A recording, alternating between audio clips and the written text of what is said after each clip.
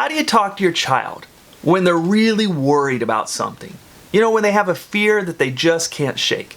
You know, I'll give you an example of this. There was a mom that came to talk to me, and she was really worried about her son because he was constantly afraid of dying. She said that he was worried that he had cancer, then he was worried he had heart disease. He would hear about some sort of obscure disease on the internet or on the news, and he was convinced that he had it. And no matter how much she tried to talk him out of it and comfort him, he just couldn't shake it. And she didn't really understand why, and she didn't know what to do.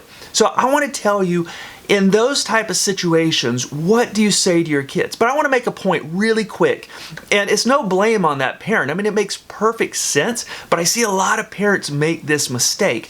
You know, when their child is worried about something, they try to talk them out of the worry. You know, they give them all kind of reasons. Like this mom, they would sit down at the internet and they would look up the symptoms of these diseases, and they would compare what her son was going through to what the internet said and all these symptoms. And the more she did that, the worse it got. You know, and the reason that that's the case is when you're talking about it, when you're staying on that topic, when you're trying to talk them out of it, you're still staying on the topic. And in fact, you're even reinforcing it a little bit. Think about it. You know, you're giving it attention. And sometimes it's a completely ridiculous thing. You know, there's not monsters in their closet. There's not this crazy disease that they have, but you're spending so much time and attention. And even though you're talking about why they don't have it, it's putting too much focus on it. So that's one reason. In their brain, they just can't tell the difference. They just know that their mom and dad are getting really serious about this. So even though you're saying it's not there, it still kind of sparks their anxiety, if that makes sense. And you're just staying on the topic. So what you need to do is to reassure them very succinctly and then move them off of the topic. Move them on to something else. All right, so let me give you an example of this. And you know, there's two things you can do here. One, listen to what I say and then kind of mold it to your situation with what's going on with your child, and you say it to them. Or if you like, just have them watch this segment of the video. Hey, I know that you've really been worried about something. It's been bothering you a lot. It's on your mind most of the time, and it's really causing you some trouble. It's really keeping you from being happy. I'm concerned for you, and I want to help out. And there's something you can do, and I want to talk to you about it, okay? I need you to listen to what I'm about to say. And first of all, I want to tell you, it's not your fault. It's not your fault that you're worried. You don't want to be worried. You don't want to be scared. So why would it be your fault that you keep worrying about this thing? You know, it's actually your brain's fault. And not just your brain. Everybody's brain works like this. Hey, there's a lot of scary stuff out there. And when we hear about something scary, or we see something scary, or we just think about something scary, our brains will really latch onto that. Because our brains are designed to protect us. You know, so our brains are thinking, ooh, how do I keep us safe if that happens? What am I going to do if that happens? How would I handle life? Or what would I do next if something like that happened? Our brains are constantly trying to figure out how to deal with scary situations. And so when something's really scary, our brains will really latch onto it. Your brain does that.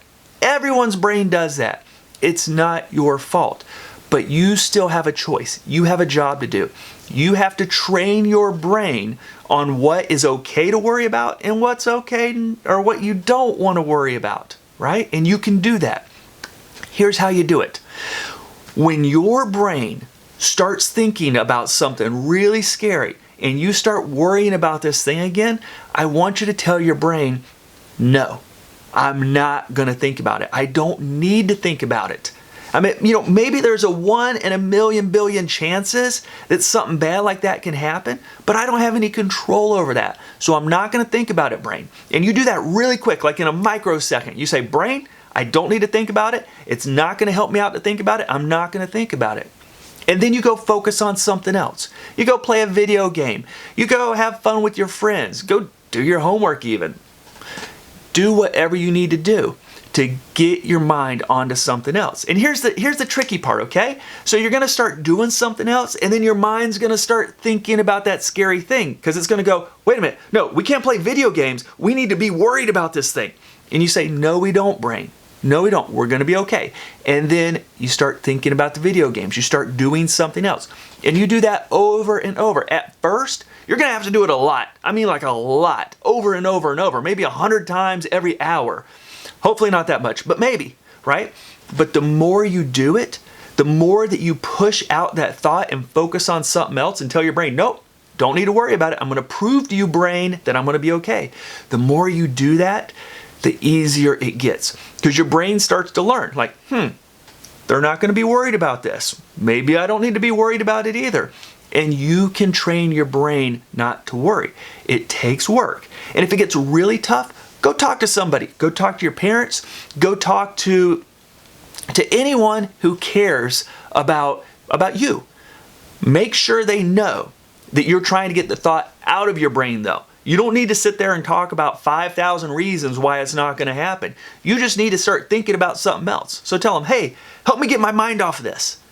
Look, all this stuff will work. And you might come up with a few creative ways to do it on your own. And speaking of creative ideas, I have one for you. Make it a game. Challenge yourself. Push that thought out. Go do something else and see how long you can make it. Time yourself. Can you go a minute without worrying? Can you push it out for 5 minutes? Then a half an hour, a half a day. Eventually, you'll be able to push it out for a whole day because you keep at it. So you can do this. I know you can do it. It's going to take some work, but now it's time to try. Now it's time to push yourself. You can do this. Whatever it takes. You got this.